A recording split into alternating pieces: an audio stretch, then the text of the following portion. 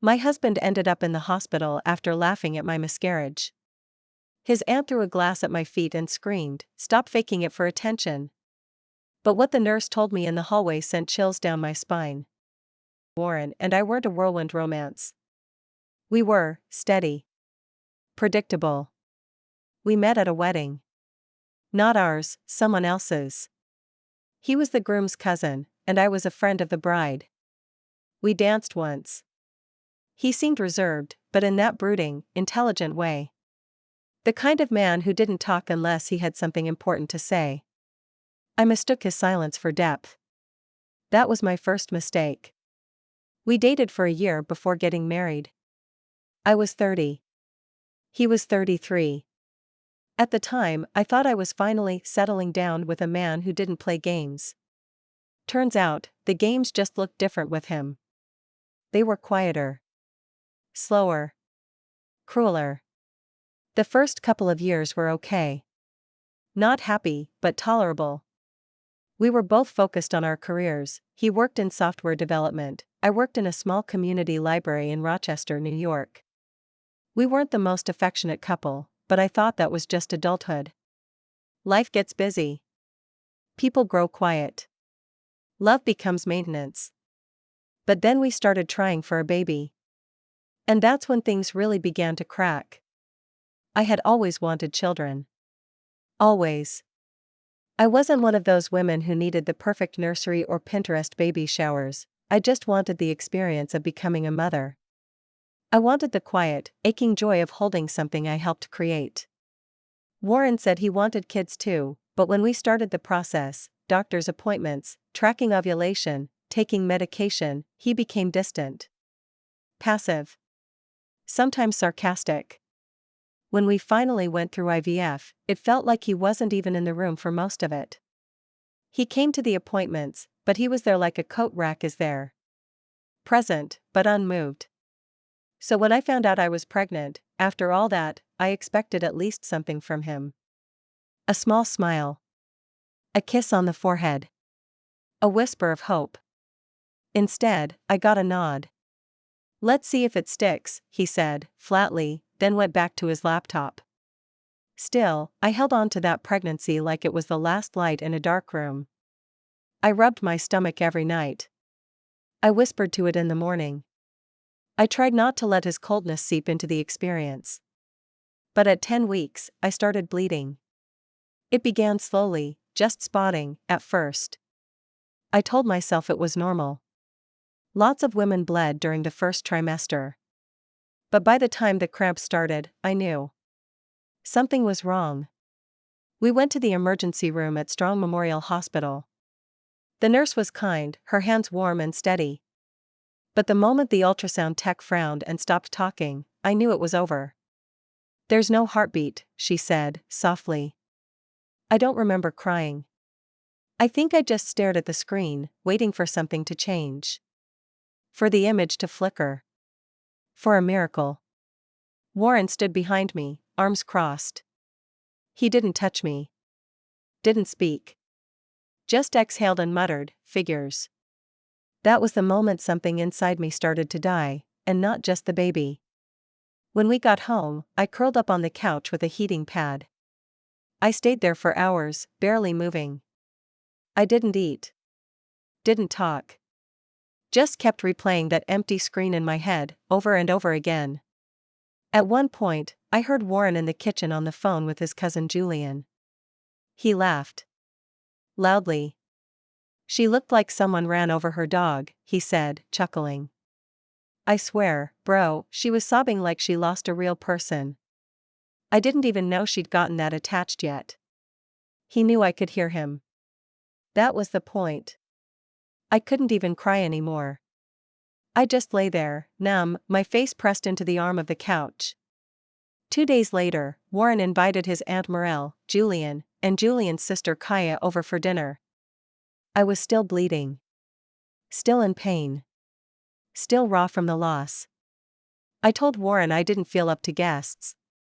"They already planned on coming," he said. "Don't make it a big deal." I should have left then. But I didn't. They arrived around 6 p.m. Morel brought a bottle of wine. Kaya was scrolling through TikTok within 2 minutes of stepping inside. Julian gave me a half-hearted hug and said, "Sorry," or whatever. I served coffee, still in my pajamas, still sore. Morel sat at the table, watching me with a look that made my skin crawl. Like she was waiting for something. Then, out of nowhere, she stood up, grabbed the wine glass off the table, and hurled it at my feet. It shattered, glass spraying across the tile. "Stop faking it for attention," she screamed, fingers shaking in my face. "You want everyone to pity you for something women deal with every damn day." I stood there, frozen. Barefoot. Shards of glass around my toes. Kaya laughed. Bet she was never pregnant. Probably just late and thought she was special. I looked at Warren. He didn't move. Didn't flinch. "Don't rile her up," he said. "She's still hormonal." That night, I locked myself in the guest room. I cried into a pillow until my throat burned. I stared at the ceiling and tried to remember what it felt like to feel loved. I couldn't. 3 days later, Warren collapsed in the kitchen. He had just come home from work and was complaining about a headache. I was folding laundry in the garage when I heard the crash. I ran inside and found him on the floor, convulsing, eyes rolled back. I called 911. At the hospital, they said it was a poisoning. Acute toxicity, the nurse explained. He had internal bleeding. "We're running more tests."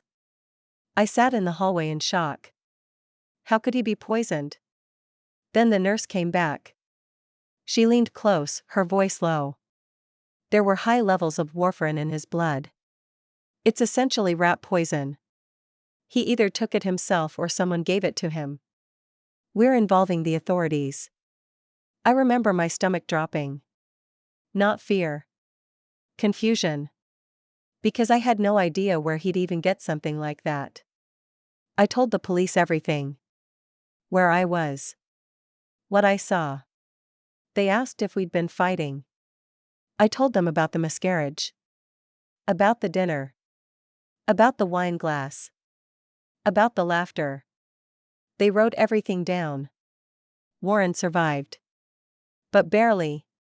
He was in the ICU for 2 days. When he woke up, he admitted that he'd taken the warfarin himself. He said he read about it online, how it caused slow internal bleeding.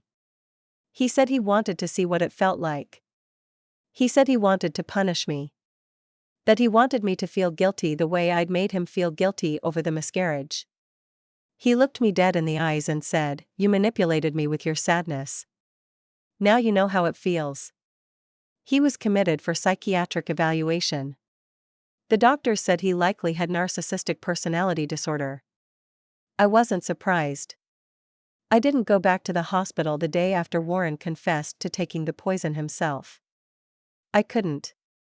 I stayed at home, in the guest room where I had been sleeping for weeks now. I kept staring at the cracked glass from where Morel had thrown her tantrum. A few small pieces had rolled under the baseboard heater. I never picked them up. I guess I wanted the reminder. The cops came by again the next morning. Just 2 officers, plain clothes. They asked if Warren had ever mentioned hurting himself before. I told them no, he never seemed the type. He wasn't depressed. He wasn't withdrawn. He wasn't even angry most of the time. He just didn't care. That was his thing. Detachment dressed as intellect. Coldness masked as being realistic. They asked me about the medication cabinet. Whether any warfarin was kept in the house. No, I said. I don't even know where someone would get that. They nodded. Took notes. Thanked me for my time. A few hours later, my phone rang. It was a nurse from Strong Memorial.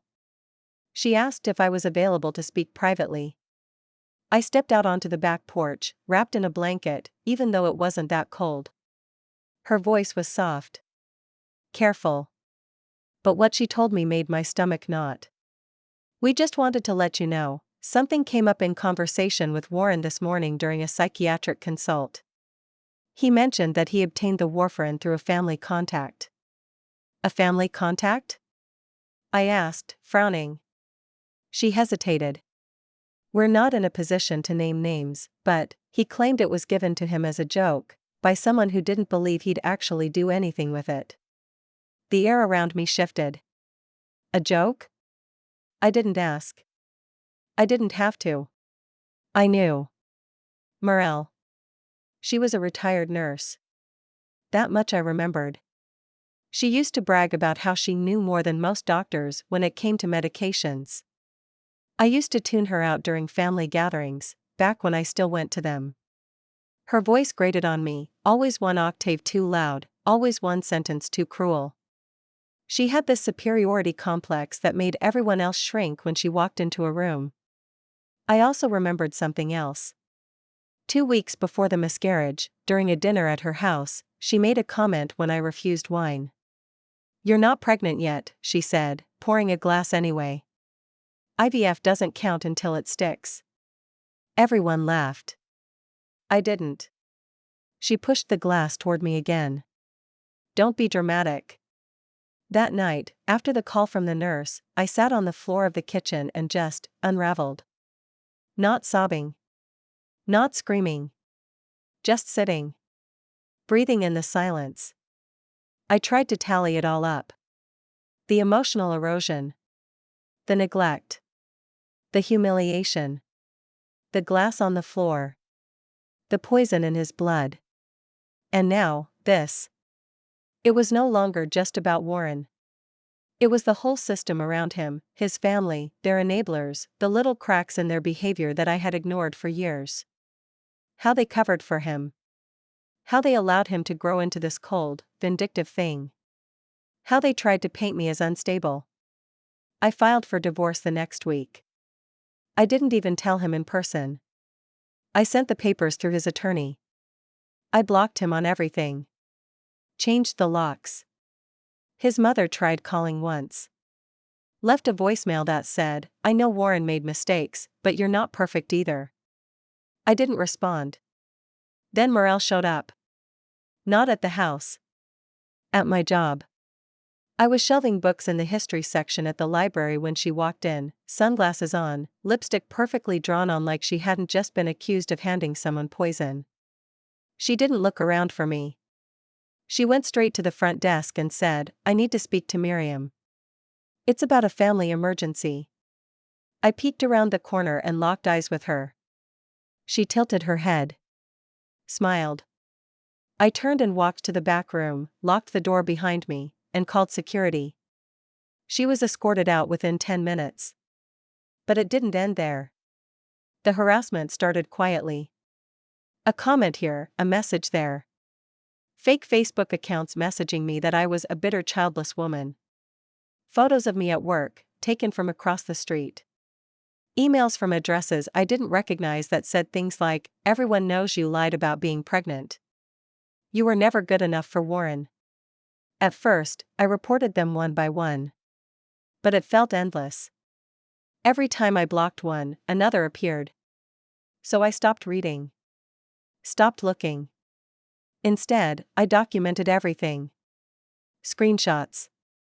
Dates. IPs when I could get them. I started compiling a file in a folder labeled simply, "For later." I didn't know yet what I would do with it. But I knew I'd need it. It was around that time that something strange happened. A nurse from Strong Memorial, different from the one who had called before, approached me in the parking lot of a grocery store. I recognized her face, though I didn't remember her name. She said, "Miriam, right? I'm sorry to bother you. I wasn't supposed to say anything last time, but Warren said something in session that really bothered me." I blinked, confused. "What do you mean?" She looked around. "He said that the miscarriage wasn't an accident. That it was a necessary reset." My mouth went dry. She continued, her voice low.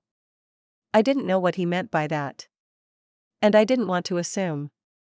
But he said it twice. In 2 different sessions. I could barely speak. He said he didn't do anything, she added quickly, but the way he said it, it was like he wanted credit. Or control.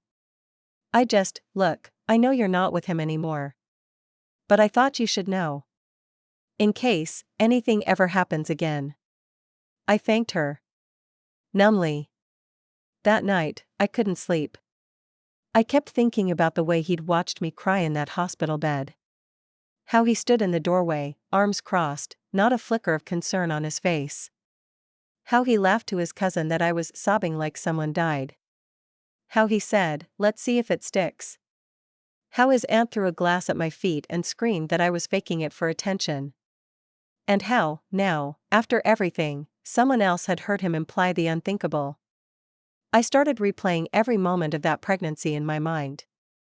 Every meal, every glass of water I drank, every time Warren handed me a plate or poured me a cup of tea. At the time, I thought nothing of it. He wasn't affectionate, but he wasn't dangerous. Or at least, I didn't want to believe he was. But now, with that nurse's voice echoing in my ears, a necessary reset, I couldn't help but wonder. Had he done something? Had he added something to my food, my drinks? Was that even possible? I started researching, quietly, obsessively. Forums. Medical articles. I looked up symptoms, timelines, substances. I didn't want to believe he could have caused the miscarriage, but the more I read, the more plausible it became. There were subtle ways to increase risk. Things that wouldn't necessarily show up in a toxicology report but could still be enough to tip the scale. And he worked in tech. He knew how to cover his tracks. I didn't have proof. But I had doubt. And once you have doubt like that, it settles into your bones. I began to carry pepper spray with me everywhere. Took a different route home every night from work. I even moved my car to different spots in the lot, just in case someone was watching. I changed the locks again.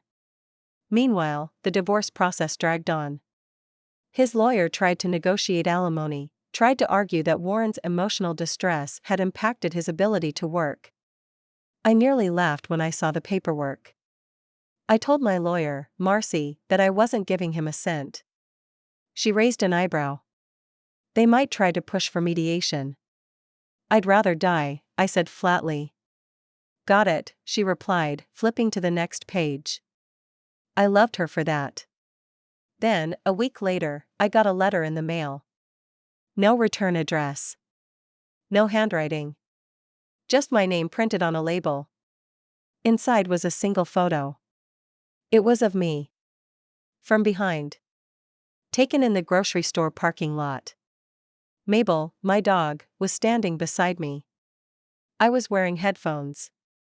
Completely unaware. There was no message. No signature. Nothing. Just the photo.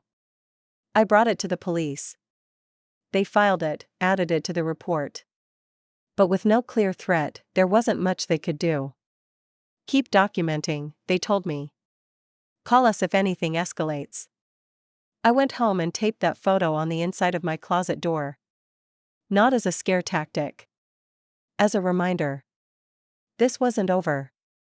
It was far from over. About a week after that, I got a call from Julian. I hadn't spoken to him since the dinner from HLL. I let it go to voicemail. He left a message, "Hey, it's Julian. Look, I don't know what the HLL is going on anymore. I found something weird at my mom's house. Some bottles. Stuff with other people's names on it. I think it's from when she used to work at the clinic. If you want to talk, call me back." I didn't. Not right away. But the message stayed with me. 2 days later, I found myself parked outside Morel's house. I don't know what I was thinking. I didn't have a plan. I just needed to see the place. To remind myself it was real. That all of this wasn't just in my head. The blinds were drawn. Her car was in the driveway. And then, as I sat there gripping the steering wheel, the front door opened. She stepped out, cigarette in hand, and looked directly at me. Not surprised. Not startled. Like she'd been expecting me. She raised her hand in a mock wave. Smiled. Then turned around and went back inside. I drove away, hands shaking. The next morning, there was another message in my inbox. Another fake email. No subject line. Just a single sentence, "Next time it'll be twins." My blood ran cold. I showed it to Marcy. She took a photo and told me to forward it to the police immediately. "This is direct," she said. "Now they have something to act on." They opened an investigation into cyberstalking. It was slow, tedious, and not nearly fast enough for the kind of fear I was living with every day. I took time off work.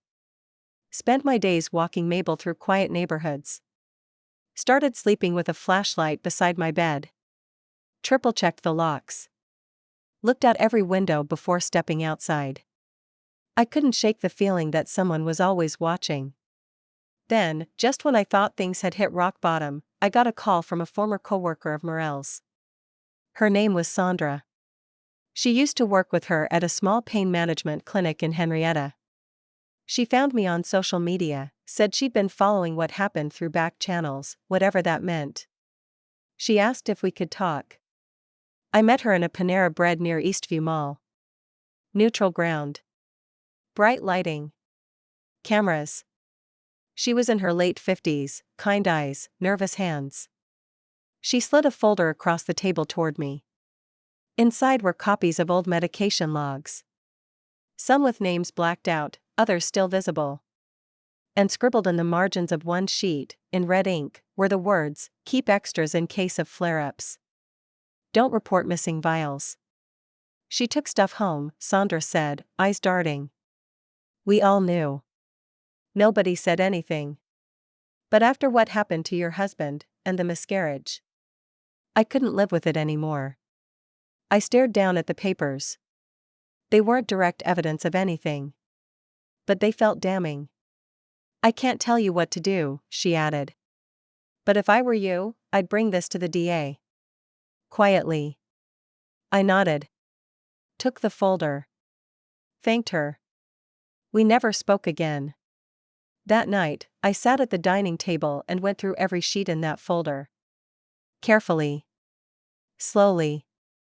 I compared handwriting to the labels on old medication bottles Warren had kept in the bathroom. I checked the dates. I highlighted names. And in the corner of one page, written faintly in pencil, was a date that matched the week I started bleeding. The week I miscarried. Next to it, a patient code. A prescription refill. Warfarin. And Morel's initials. I knew I couldn't sit on it any longer. It wasn't just suspicion now. It was patterns. Names. Logs. That folder, and everything I'd collected, photos, messages, witness statements, it was enough for someone to at least take me seriously. I wasn't looking to burn anyone's house down. I wasn't looking for a dramatic confrontation or public humiliation. I just wanted the truth in daylight. Quiet, undeniable justice. The next morning, I made an appointment with a local private investigator named Glenn, a recommendation from Marcy, my lawyer. He was older, calm, and had that kind of quiet presence that makes you feel like things are going to be handled. I handed him the folder, the screenshots, even the audio recording of Julian's voicemail. "Don't need theatrics," I told him. "I need confirmation. A timeline.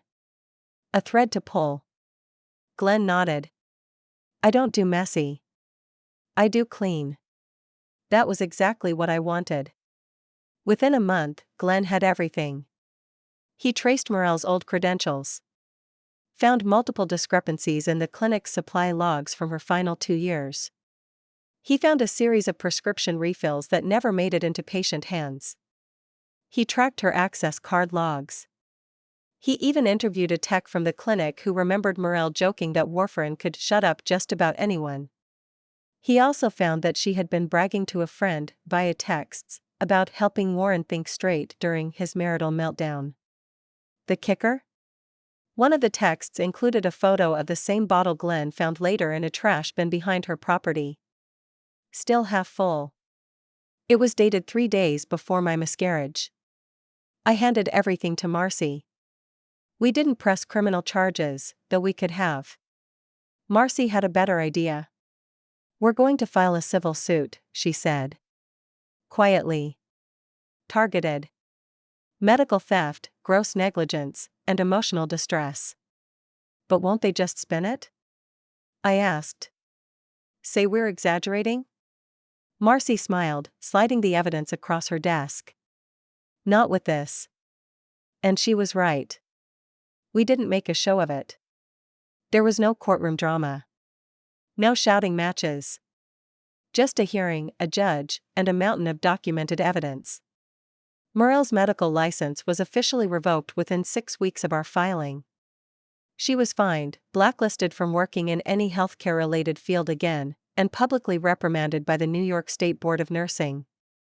It made local news, an article buried a few clicks deep under the community health section, but enough for anyone Googling her name to see it now, forever linked to medical misconduct. And Warren? Oh, Warren. The court dismissed any claim for alimony. His poisoning incident had made him uninsurable through his employer, and his credibility was shredded in the eyes of the legal system after he admitted to trying to manipulate me through self-harm. He tried texting me after everything came out. A long, pathetic message. I never meant to hurt you.